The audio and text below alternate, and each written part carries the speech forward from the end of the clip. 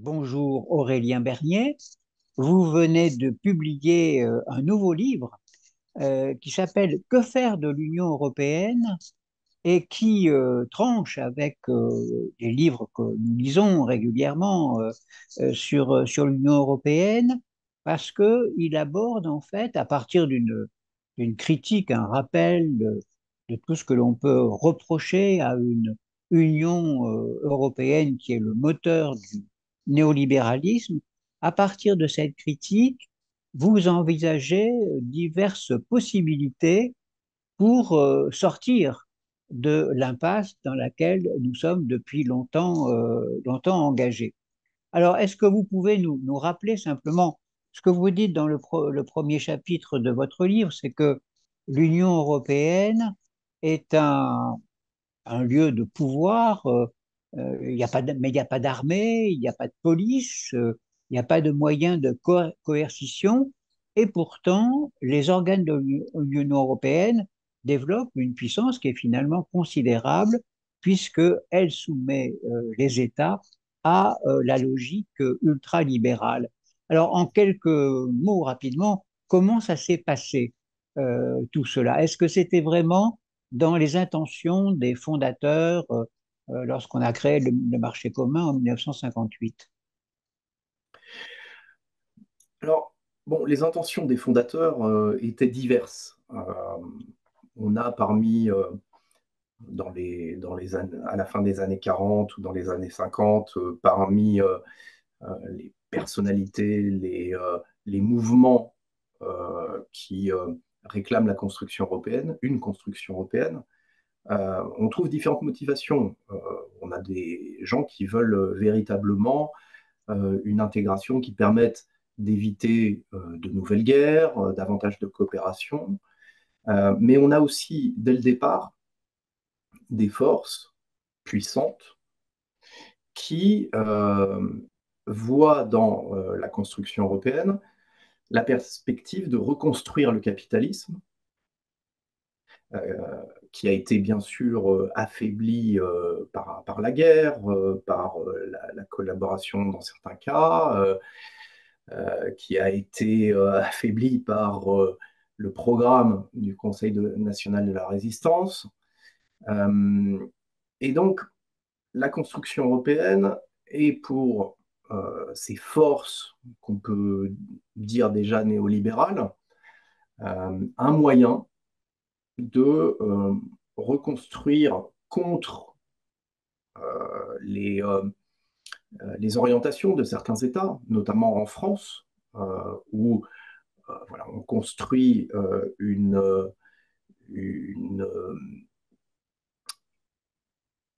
un État puissant, capable de diriger l'économie, de réguler, euh, de former un compromis social, alors évidemment qui n'est pas idéal, mais qui est réel. Euh, donc d'avoir finalement un contrepoids à un niveau supranational.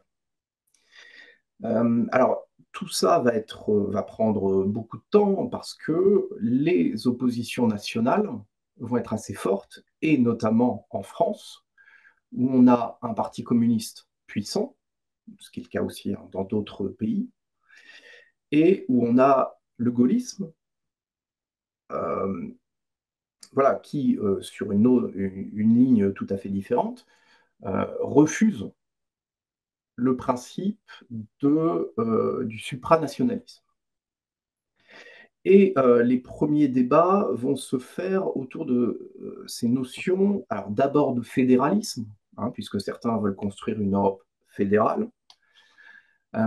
Et puis bon, comme quand même le fédéralisme à mauvaise presse, passe mal, euh, on va davantage parler de supranationalisme, c'est-à-dire que l'idée est de transférer à des instances européennes des compétences que détenaient les États.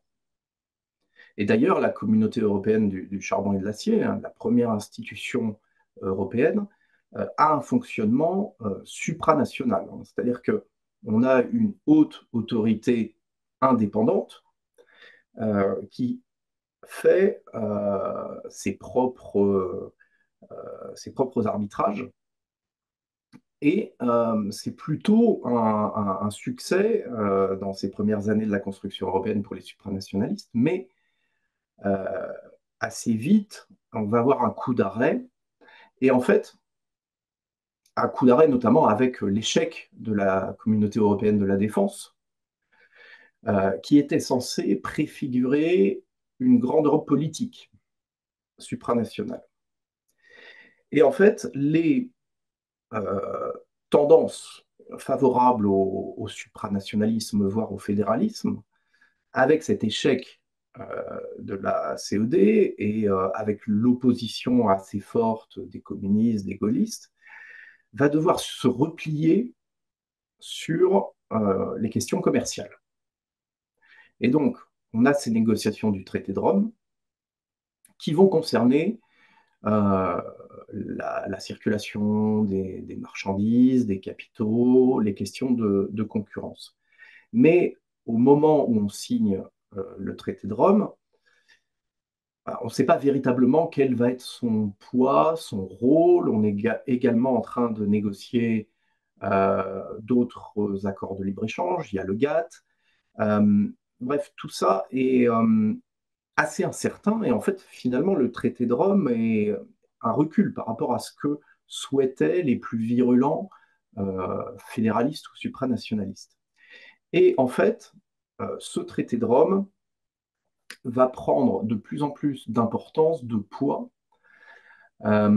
parce que on va considérer, on va déjà avoir de la part de la Commission européenne une analyse extensive du traité de Rome, c'est-à-dire une interprétation, notamment sur les questions de concurrence, qui va aller au-delà de ce qui est écrit dans le traité. Et surtout, on va contourner les blocages politiques par le droit. Et ça, je pense que c'est l'élément euh, sur lequel j'insiste beaucoup dans le livre, parce qu'il est très souvent oublié, alors pas par les juristes, hein, parce qu'il y a une littérature abondante sur le sujet, les juristes ont énormément travaillé cette question, mais ce n'est pas une question euh, qui a été posée dans le débat public, ce n'est pas des choses dont on parle habituellement, et surtout ce ne sont pas des choses dont les organisations politiques qui aujourd'hui prétendent lutter contre le libéralisme européen ne sont pas des choses qu'elles prennent en compte ou qu'elles ont analysées. Et ce qui se produit peu après, ce qui commence à se produire peu après le traité de Rome, dès que on a des litiges, des contentieux en matière de commerce sur voilà, qui nécessitent d'arbitrer par rapport au traité de Rome, eh bien, euh, les supranationalistes et les fédéralistes vont considérer que le droit européen ne relève pas du droit international classique, mais est un droit à part et un droit qui doit primer sur les droits nationaux. Alors, évidemment, pendant les premières années, même jusqu'à la fin des années 70, on n'est pas dans l'accélération des politiques libérales qu'on va connaître ensuite.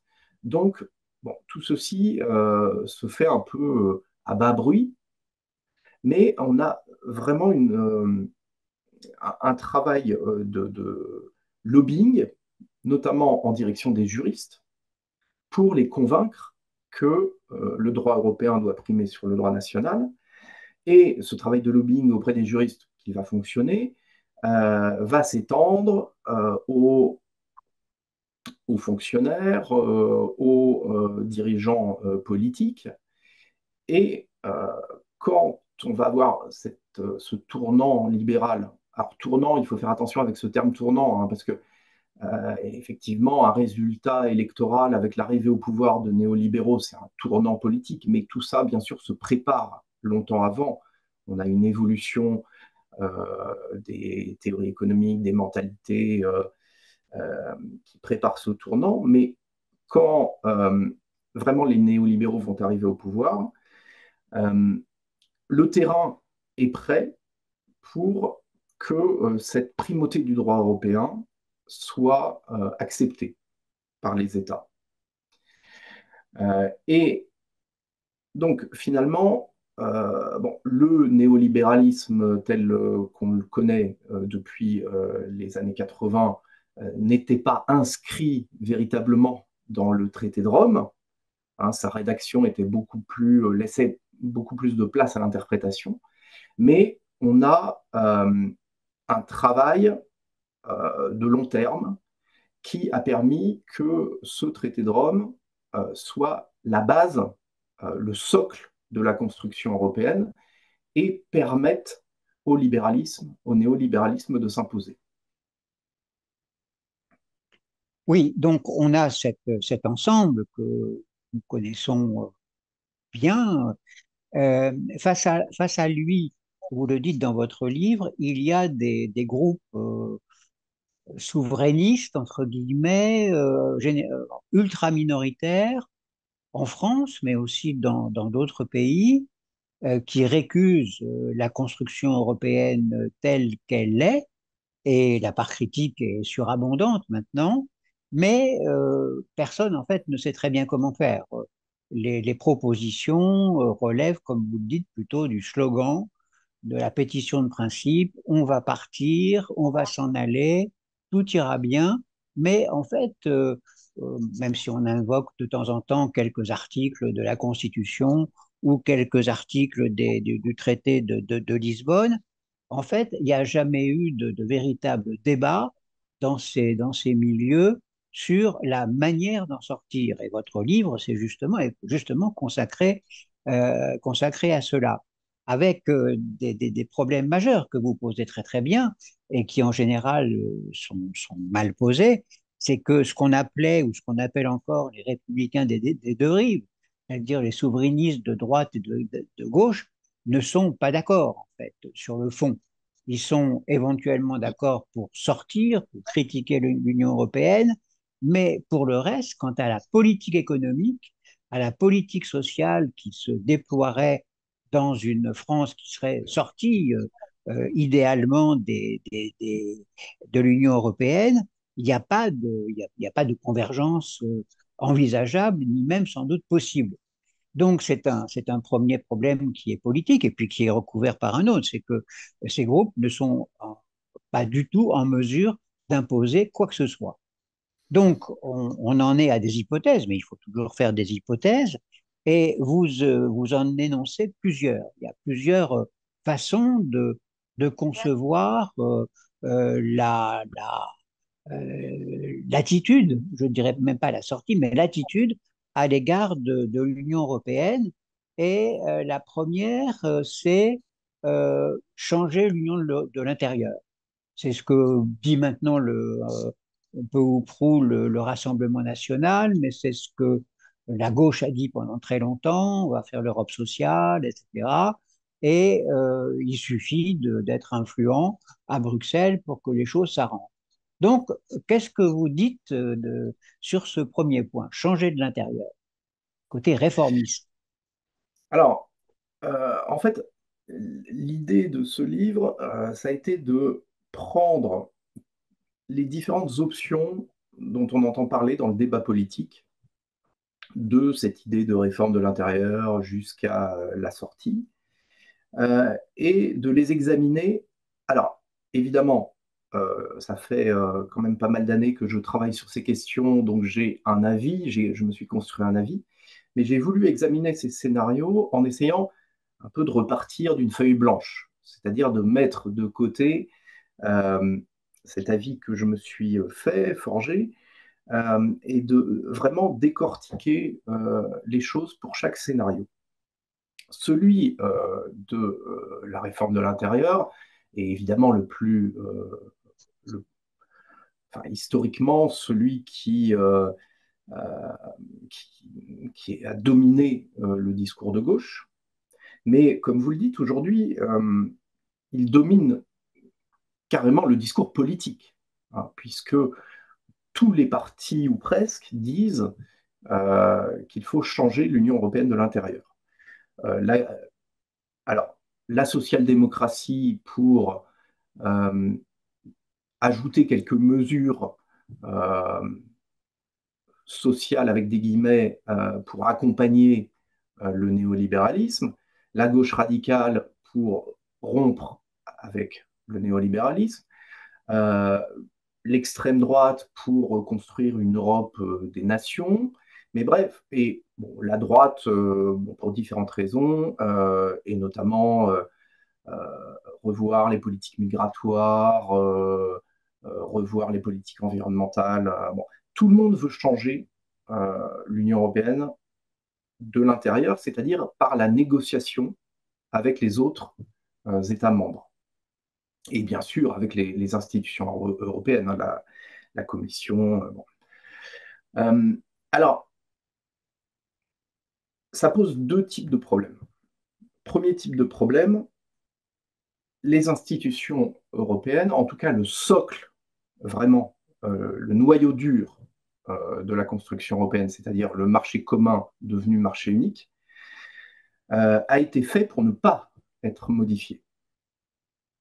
Pourquoi? Parce que revenir sur ces dispositions du traité de Rome, bon, qui ont évolué, mais même les dispositions de 1957, c'est-à-dire le, la mise en place d'un libre-échange à l'échelle des États membres, où les marchandises circuleraient le plus librement possible, où les capitaux circuleraient librement, et où on aurait une concurrence soi-disant libre et non faussée, y compris entre entreprises publiques et entreprises privées. Pour modifier ces principes, il faut l'unanimité des États membres. Donc, dans les années 60, il se serait agi de réunir l'unanimité des 6 États membres, ce qui était déjà extrêmement difficile, puisque il aurait fallu convaincre l'Allemagne qui était déjà sur des politiques néolibérales, convaincre les Pays-Bas, le Luxembourg, la Belgique, voilà, qui ne sont absolument pas des pays dirigistes ou qui étaient sur une logique de compromis social comme en France. Donc c'était déjà extrêmement difficile à imaginer. Aujourd'hui, nous sommes 27. Et 27 avec des États qui sont fondamentalement acquis au néolibéralisme. Alors, toujours les Pays-Bas, toujours le Luxembourg, bien sûr, mais on a aussi des paradis fiscaux comme Malte, comme Chypre. On a aussi des États voilà, qui sont fondamentalement néolibéraux comme l'Autriche, comme les États baltes. Et puis, on a même fait entrer des pays totalement minés par la corruption et où les élites au pouvoir profitent du néolibéralisme. Par exemple en Roumanie ou en Bulgarie, en République tchèque, bon, et malheureusement dans une bonne partie des pays de l'Est. Donc, obtenir un accord pour un nouveau compromis social. Je ne parle même pas de politique radicale, de rupture complète avec le capitalisme, mais ne serait-ce qu'obtenir un compromis social, comme l'évoque la social-démocratie, ou comme des gaullistes, parce qu'il en reste, même s'ils sont très minoritaires et assez peu organisés, revenir à un compromis social tel que ça existait dans les années 60, et tel que ça a été encore quand même assez maintenu dans les années 70, c'est quelque chose d'inimaginable à négocier entre États membres de l'Union européenne. Et puis, bon, pour les forces qui vraiment souhaitent une transformation écologique et sociale, c'est-à-dire de vraies mesures de rupture avec le capitalisme, il y a évidemment un problème de rapport de force politique, c'est-à-dire que ces forces ne pèsent euh, je- presque rien, je suis désolé de le dire. Mais bon, si on prend le Parlement européen, donc évidemment hors social-démocratie, hein, puisque la social-démocratie le dit de façon tout à fait claire, est dans une logique d'accompagnement du néolibéralisme et pas de rupture. Mais voilà, au Parlement européen, ces forces de gauche de transformation pèsent 6%.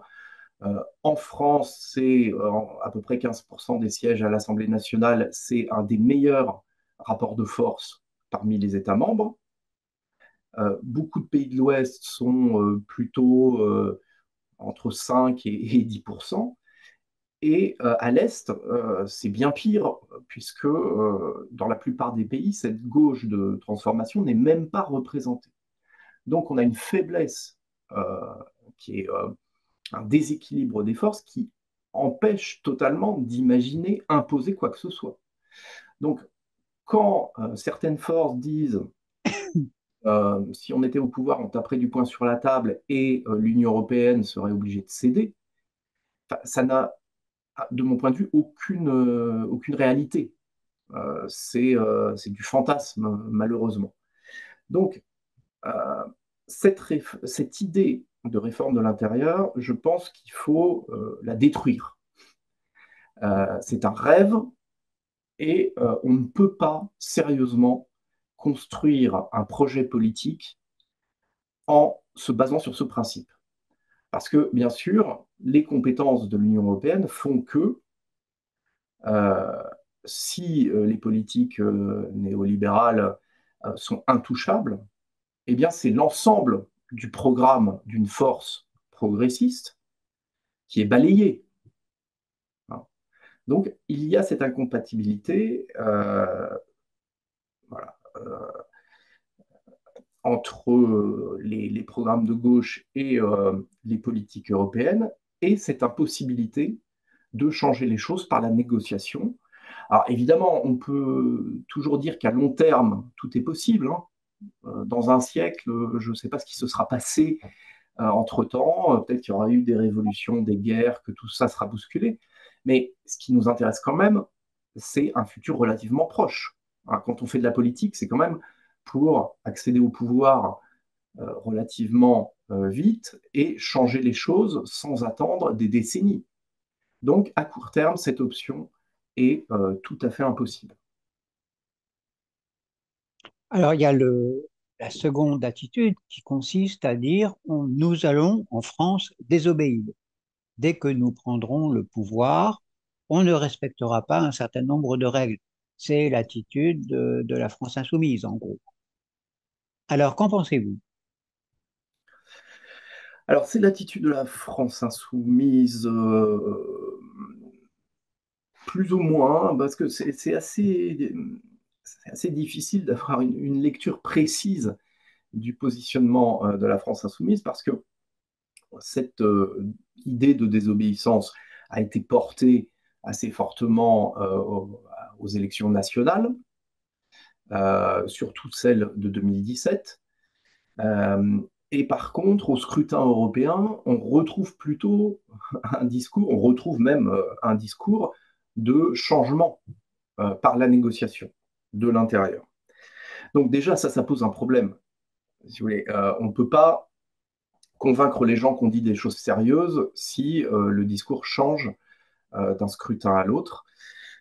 Mais surtout, alors, d'ailleurs, bon, ce n'est pas que le discours de la France insoumise, puisque le Parti communiste français, qui a été très eurocritique pendant des décennies, qui a fait une analyse des enjeux magistrale et une campagne euh, excellente au moment de Maastricht. Le Parti communiste a été obligé, entre guillemets, par le Parti socialiste de modifier son discours et passer sur un discours beaucoup plus proche de celui des socialistes, quelque chose qui se rapproche quand même de l'Europe sociale et du changement de l'intérieur, et aujourd'hui euh, déclare qu'il faut des ruptures unilatérales. Donc, bon, il n'utilise pas le terme de désobéissance. Je pense que voilà, c'est des questions sémantiques pour se distinguer entre organisations, mais finalement, ce qu'il dit rejoint beaucoup ce que dit la France insoumise. Et bon, ça pourrait être tentant, évidemment, de se dire, bah, on va prendre des mesures, par exemple, remettre en place le contrôle des capitaux, qui est, de mon point de vue, une mesure absolument incontournable pour mener des politiques progressistes, euh, que ce soit des politiques de rupture ou d'un nouveau compromis social plus modeste. Euh, donc, l'idée est séduisante, le problème, c'est qu'elle est inapplicable. Pourquoi? Parce que le droit européen prime totalement sur les droits nationaux, sauf sur la Constitution, mais j'y reviendrai. Alors, cette primauté, je disais tout à l'heure qu'il y a eu un gros travail de lobbying de la part de la Commission européenne, des directions de la Commission européenne et notamment de la direction de la concurrence, qui avait été noyautée dès le départ par les ultralibéraux. Ce lobbying a abouti dans un premier temps à ce que la Cour européenne de justice consacre cette primauté dans des jugements qu'elle rendait sur des litiges liés au traité de Rome. Mais on a eu une résistance des États, et notamment de la France. C'est-à-dire que les tribunaux nationaux n'étaient pas sur cette ligne. Les cours suprêmes et les juridictions en France qui font office de cours suprêmes considéraient encore que c'était le droit international qui s'appliquait. Et en fait, en droit international, comment est-ce que ça se passe? Vous signez un traité sur un sujet donné, où vous vous mettez d'accord avec d'autres États pour atteindre des objectifs, sur les moyens qu'il convient de mettre en face. Et bien sûr, vous adaptez votre législation à ce traité. C'est-à-dire que les lois antérieures qui n'étaient pas compatibles, et c'est naturel, vous les adaptez euh, pour atteindre les objectifs du traité. Mais par contre, si des années plus tard, la majorité politique change, les objectifs politiques changent, vous pouvez voter des lois qui contredisent le traité euh, si c'est l'expression de la volonté des élus du peuple, eh bien, ces lois sont considérées comme légales. Et ensuite, bon, il peut y avoir évidemment des renégociations avec les partenaires du traité, des arbitrages, mais en tout cas, c'est quelque chose d'admis en matière de droit international comme étant légal.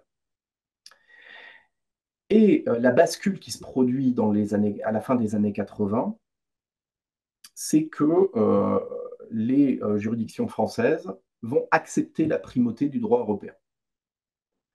Et bon, la Cour de cassation le fait dès 75, mais c'est surtout le Conseil d'État qui joue un rôle essentiel dans cette affaire. Et la bascule se fait en 89. Mais bon, alors, de façon pas tout à fait naturelle, hein. C'est-à-dire que ça s'explique bien sûr par ce travail de fond de lobbying juridique qui dure depuis des années et qui change la perception des juges. Mais on a aussi, de la part du Parti socialiste au pouvoir, une demande en ce sens. Et le gouvernement va demander aux juges de mener des travaux sur ces questions juridiques et cette hiérarchie des normes entre le droit européen et le droit national, euh, vont inciter à consacrer la primauté du droit national et vont féliciter les juges une fois que ce sera fait, hein. On a un courrier de Michel Rocard qui était Premier ministre à l'époque, qui a été adressé au vice-président de la Cour de cassation, euh, en expliquant que le fait d'accepter cette primauté du droit européen était quelque chose de tout à fait important et souhaitable dans le contexte de construction européenne que soutenait le Parti socialiste. Et donc, depuis 89, qu'est-ce qui se passe? Le Conseil d'État euh, juge de la légalité des textes français adoptés au regard du droit européen. Et ces textes, quels qu'ils soient, un projet de loi, enfin une loi, un décret d'application, circulaire, ces textes doivent être conformes au droit européen. Et si un texte n'est pas conforme, eh bien, le Conseil d'État le déclare illégal. Donc, si notre gouvernement, si notre assemblée, pardon, progressiste qui accéderait au pouvoir, votait une loi de contrôle des capitaux, ce n'est pas à Bruxelles qu'il y aurait un litige. C'est directement le juge français qui dirait non, cette loi est illégale. Et donc, elle est inapplicable.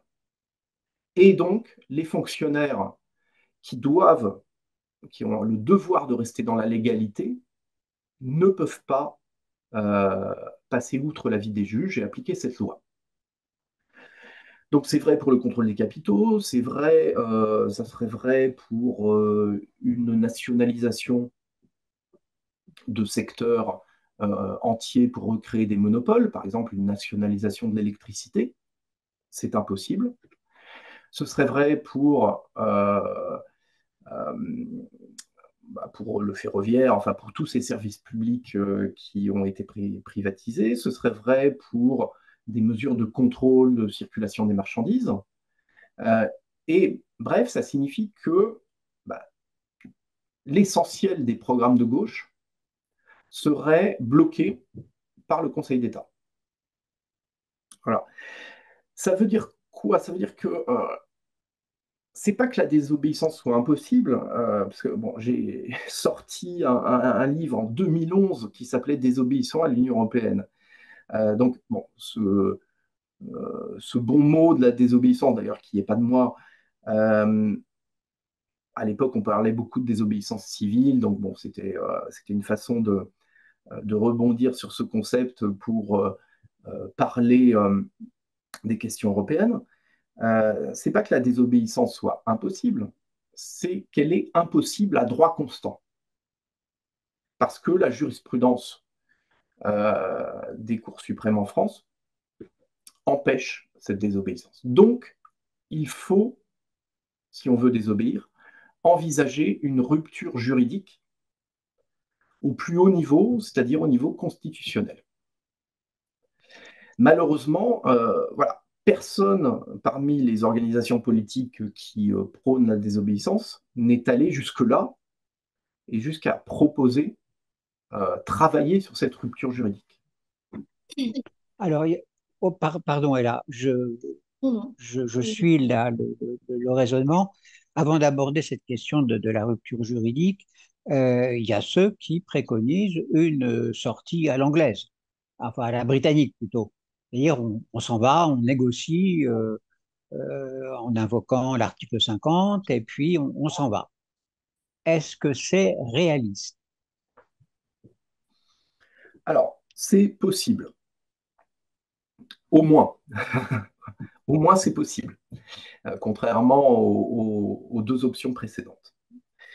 C'est possible parce que bah, les Britanniques l'ont fait, parce qu'il y a des dispositions dans le traité de Lisbonne qui permettent une sortie d'un État membre.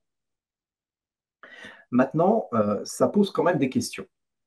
Alors avant, je dois dire que c'est possible et que moi, je trouve que c'est la position en théorie qui se justifie le mieux, qui est la plus politiquement, en tout cas pour des forces progressistes, la plus cohérente. et donc qui serait souhaitable dans l'absolu. Pourquoi? Parce que à partir du moment où l'institution est structurée autour d'orientations néolibérales, acquises au néolibéralisme totalement, euh, où elle est irréformable, où elle contribue à poursuivre l'exploitation des pays du Sud en signant des accords de libre-échange, à poursuivre la désindustrialisation en Europe, et encore plus aujourd'hui qu'elle prend des positions diplomatiques qui sont absolument méprisables. Je veux dire, rester membre de cette institution, à terme, est inenvisageable. Enfin, je pense qu'il n'y a pas de, il n'y a pas de compromis possible. Ceci dit, voilà, c'est pas pour ça qu'il faut sauter dans tous les sens en disant Frexit, Frexit, Frexit. Ça pose quand même un certain nombre de questions. La première, c'est qu'on le veuille ou non, le mythe européen est quelque chose de puissant. Euh, alors, bon, au début, c'était l'Europe, c'est la paix. Bon, je pense que l'Europe, c'est la paix, hein, c'est un peu usé. Mais malgré tout, l'idée, qui est fausse, hein, mais l'idée que l'Europe nous protégerait dans la mondialisation, dans, dans ce jeu de la concurrence internationale, euh, et nous protégerait dans un monde qui a rarement été aussi chaotique, en tout cas dans les dernières décennies, cette idée est puissante. Donc, il faut pouvoir la déconstruire. Et malheureusement, les hésitations politiques des organisations, bien sûr, le discours dominant médiatique, font que c'est compliqué de déconstruire cette idée. C'est pour ça que une majorité de la population est très critique vis-à-vis des institutions européennes. Mais si vous posez la question de la sortie de l'euro ou la question du Frexit, c'est beaucoup moins net. Donc il y a encore un travail à faire pour expliquer euh, que voilà, l'idée de l'Europe qui protège est un mythe. Par ailleurs, bon, il y a évidemment la crainte de l'inconnu. On connaît l'Union européenne, euh, la sortie est quand même un saut dans l'inconnu. Donc là aussi, il faut faire un travail de conviction.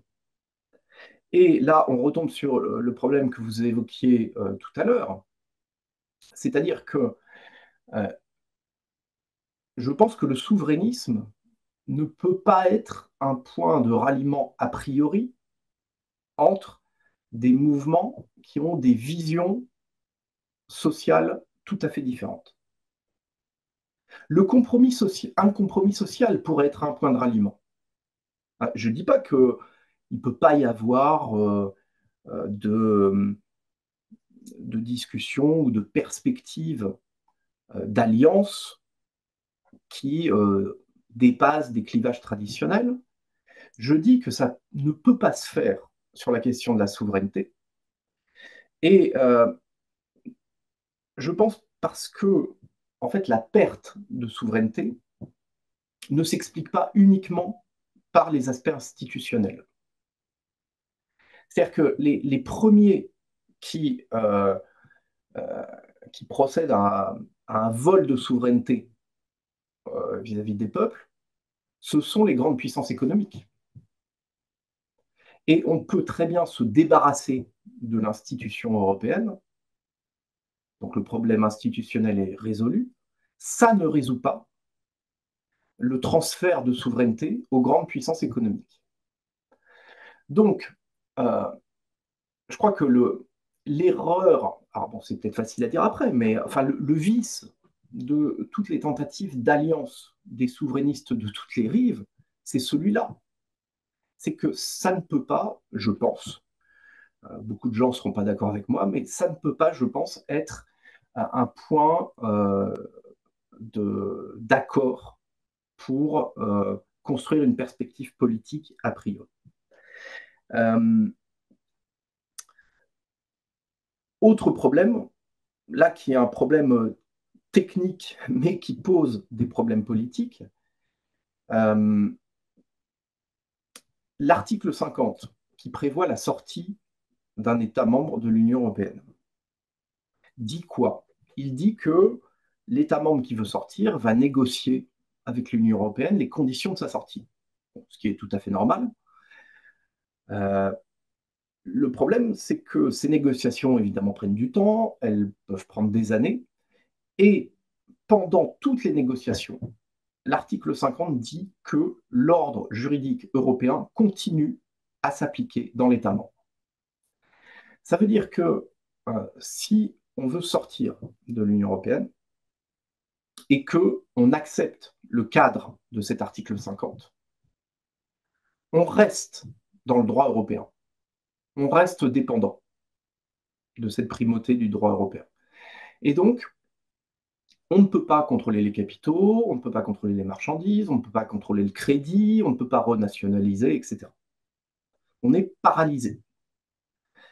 Donc ça pose un problème politique parce que sortir par la droite, c'est-à-dire sortir comme l'a fait le Royaume-Uni, bon, déjà, les négociations ont été houleuses, hein, mais il s'agissait de continuer les politiques libérales.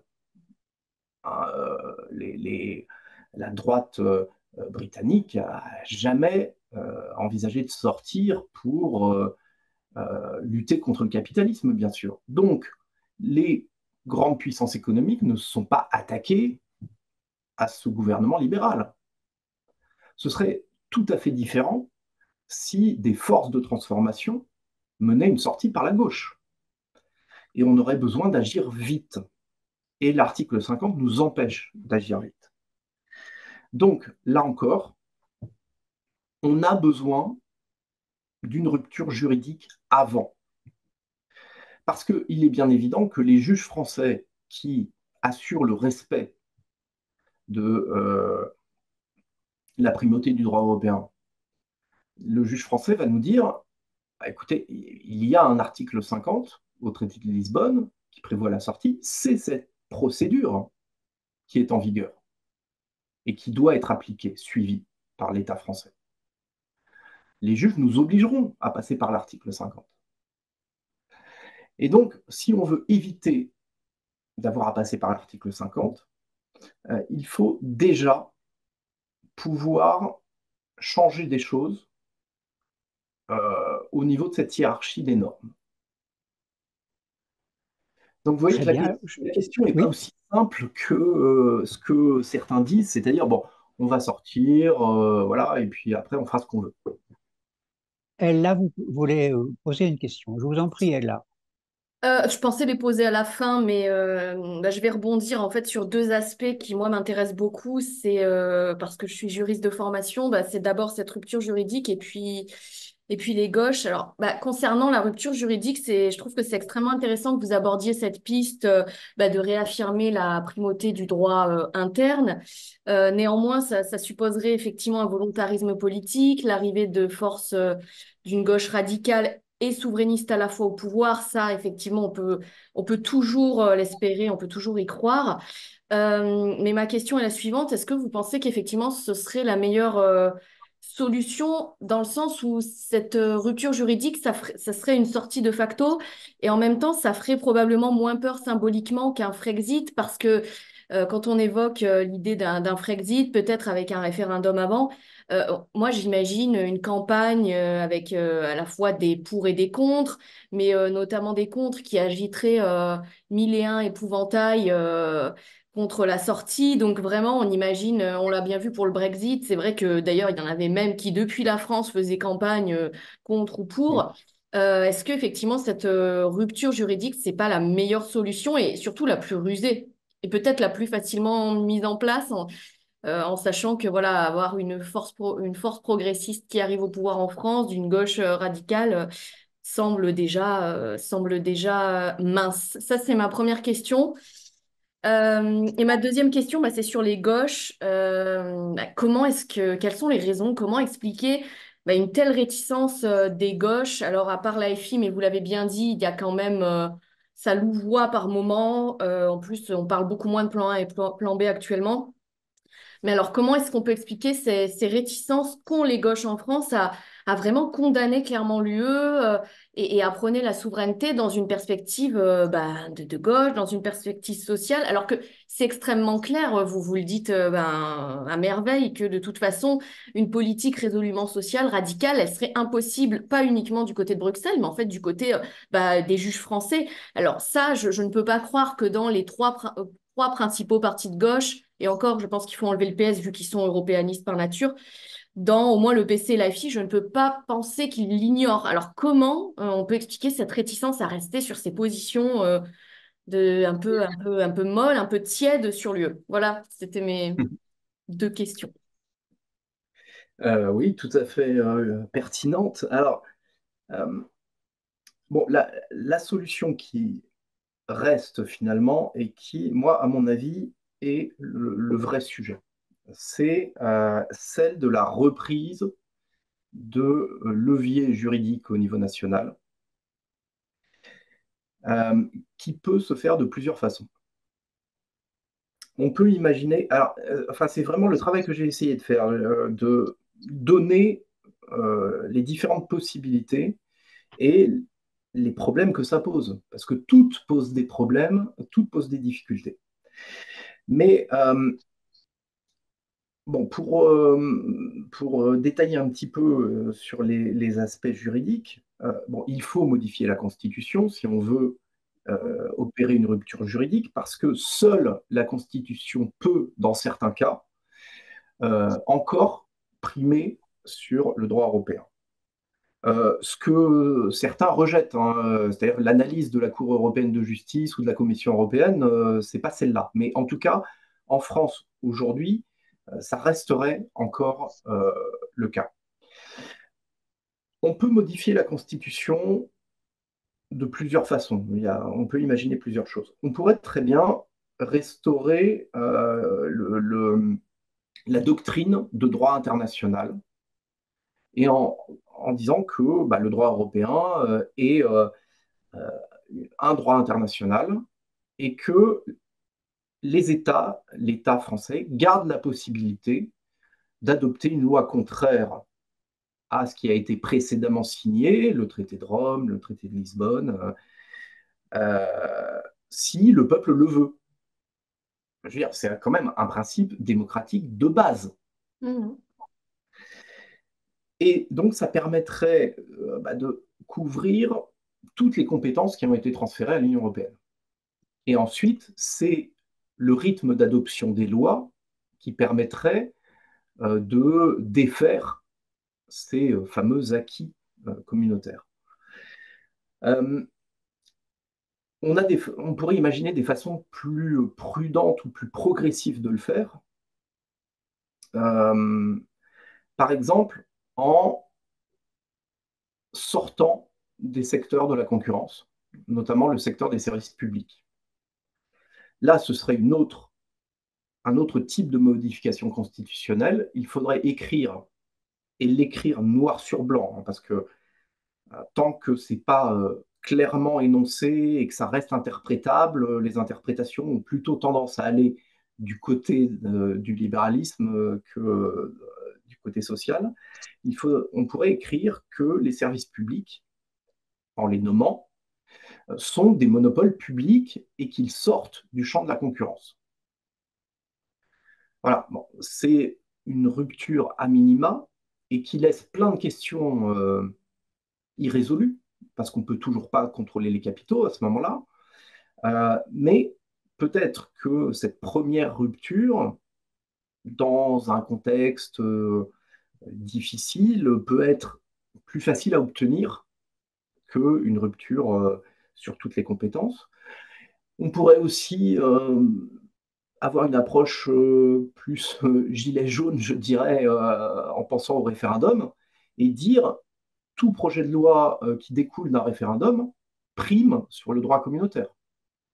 Et là, c'est vraiment, on piège quelque part l'Union européenne avec son absence de démocratie, en disant, bah, si un processus démocratique incontestable dans un État membre permet de déboucher sur une loi, cette loi a plus de force que les traités, les directives européennes qui n'ont pas été légitimées directement par les peuples. Voilà, tout ça serait possible. Alors après, bien sûr, ce serait les foudres se déchaîneraient contre nous, et je pense, quelle que soit la solution. C'est-à-dire que même la sortie des services publics du champ de la concurrence, bon, Bruxelles hurlerait à la mort, les grandes puissances économiques aussi, les États libéraux, les médias. Donc, tout serait sans doute interprété comme une sortie de fait. Mais ce qui jouerait, bien sûr, c'est ce que ça engendrerait comme réaction en matière de mouvement social. Comment réagiraient les peuples, en tout cas les fractions mobilisées, et notamment les classes populaires, comment réagiraient les syndicats dans les autres pays. Voilà, donc tout ça, enfin, les gens qui affirment que tout ça serait simple et se passerait bien, soit sont assez naïfs, soit mentent. On n'en sait rien, ce serait extrêmement compliqué, ce serait un combat politico-juridique complexe à mener, mais en tout cas, j'ai le sentiment qu'aujourd'hui, gagner un référendum, parce qu'il faudra passer par un référendum, pour sanctuariser les services publics est faisable tout de suite. Ça, c'est gagnable. Gagner un référendum aujourd'hui sur le Frexit, je ne dis pas que c'est impossible, je dis que c'est plus compliqué. Donc, on doit se poser ces questions. Et il y a un moment, j'espère, où la question se posera et où il faudra choisir. Mais ça dépendra du contexte. Hein. Est-ce que les forces progressistes ont une large majorité? Est-ce que c'est une majorité beaucoup plus limitée? Quel est le contexte économique? Bon, géopolitique. Donc, le fait d'avoir en tête ces différentes options, euh, ça, ça nous donne des possibilités d'agir en fonction de ce contexte. Et ce qui est important je pense, de passer comme message, c'est que, quel que soit le contexte, on peut. Alors, on ne peut pas forcément se permettre tout, mais on pourra agir. Et je pense que c'est ce qui manque aujourd'hui au discours progressiste sur cette question du rapport à l'Union européenne. Et maintenant, la grande question du pourquoi les forces progressistes sont à ce point floues, timides, changeantes, euh, incompréhensibles sur ces questions européennes. Euh, bon, premièrement, la social-démocratie a toujours voulu la construction européenne et a toujours accepté le libéralisme au nom de la construction européenne. Donc, ça convient quand même globalement bien au Oui. Parti socialiste ou au Parti écologiste. C'est-à-dire que la logique de marché, de concurrence, en fait, les fondamentaux de l'Union européenne ne sont pas remis en cause. Alors oui, ils voudraient enfin, ajouter des clauses un peu plus sociales, un peu plus environnementales, mais finalement, ce serait que des ajustements. Le cœur de l'Union européenne euh, leur convient en l'état. Euh, bon, comme je le disais, le Parti communiste qui était très opposé et très lucide a été converti finalement à cette idée de l'Europe sociale par la négociation par le Parti socialiste. Alors ça date de 1997, hein, de la gauche plurielle. Euh, et puis, bon, on a eu, à l'issue du référendum de 2005, la création du parti de gauche avec un courant qui se revendiquait de la gauche du non et qui était beaucoup plus eurocritique. Le malheur, c'est que de la même manière que le Parti communiste a abandonné ses positions historiques, en tout cas provisoirement, pour des raisons d'alliance, pour des raisons électorales, eh bien, la France insoumise a fait varier ses positions au fil du temps pour des raisons électorales. Alors, le meilleur exemple, c'est 2017. En 2017, Jean-Luc Mélenchon commence sa campagne par l'Union européenne, on la change ou on la quitte. La campagne se termine par notre programme est eurocompatible. Déclaration d'un porte-parole sur une radio nationale à 8 heures du matin, à quelques semaines du scrutin. Bon, pourquoi? Parce que le mouvement de Jean-Luc Mélenchon voulait rassurer, voulait aller capter un électorat plutôt socialiste, indécis, etc. Mais les choses se reproduisent. C'est-à-dire, quand le nouveau Front populaire se négocie, quand il négocie un programme de gouvernement, la question européenne, il n'est plus question de désobéir. Si on lit ce projet de gouvernement, c'est du PS, hein, ce qui est écrit sur l'Europe. Déjà, c'est le dernier point abordé dans le programme. Il y a 26 pages. Cette partie fait une demi-page. C'est moins que la partie sur les Outre-mer. Et c'est du PS. C'est-à-dire, il n'y a aucune référence à d'éventuelles mesures unilatérales.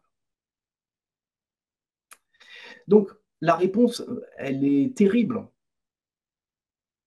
Ce n'est pas des questions, je pense, de conviction. Parce que voilà, ces forces politiques bon, sont, je pense, convaincues qu'il faut faire quelque chose contre ce néolibéralisme européen.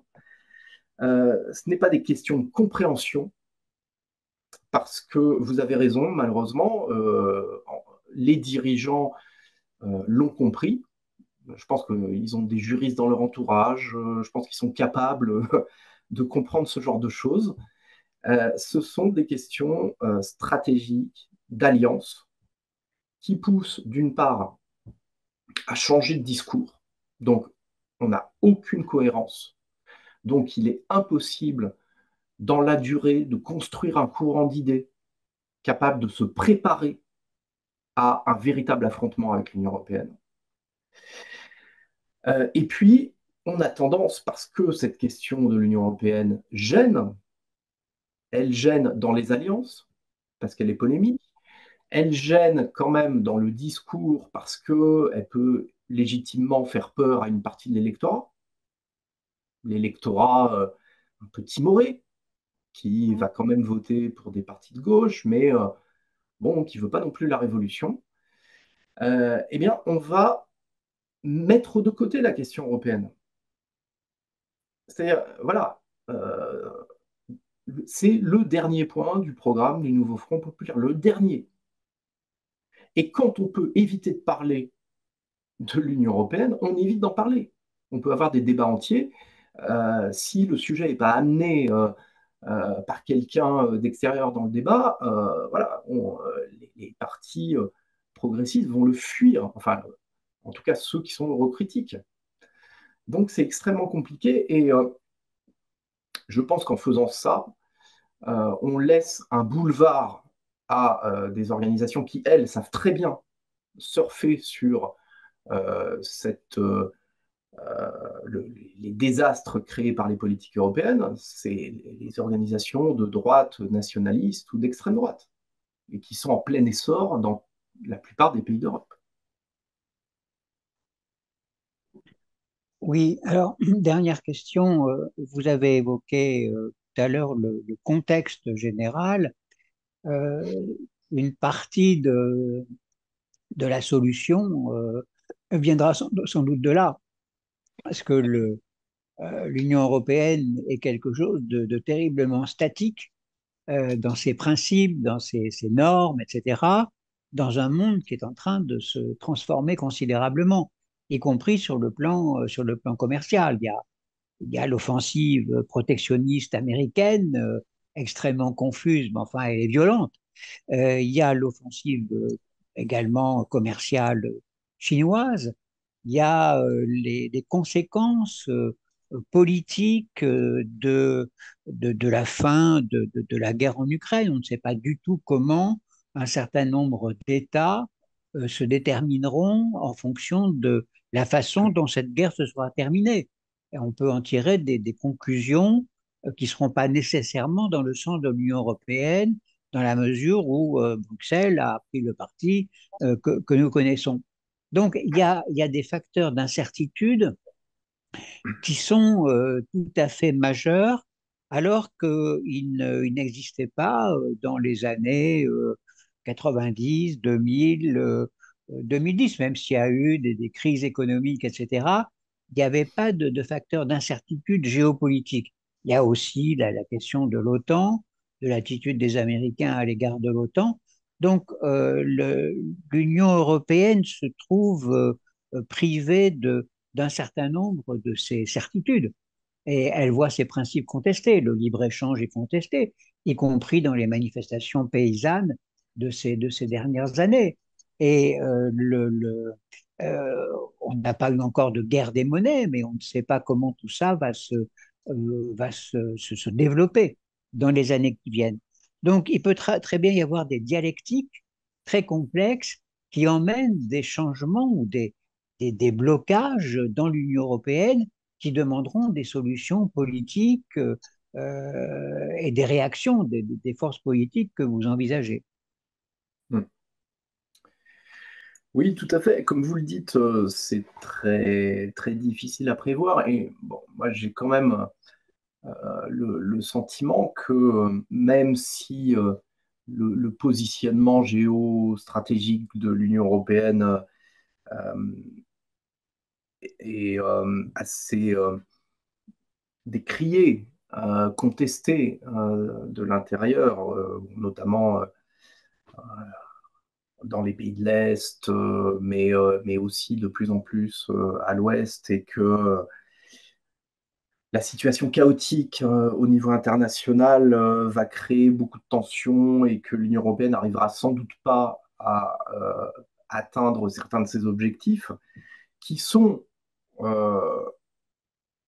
sur ces questions géopolitiques, finalement, une prise de compétence de fait. Hein. C'est-à-dire l'Union européenne est en train de tenter de s'imposer comme l'échelle pertinente, l'échelle compétente, la structure compétente pour prendre des grandes options diplomatiques. Alors, voilà, il y a de l'opposition sur ces points-là.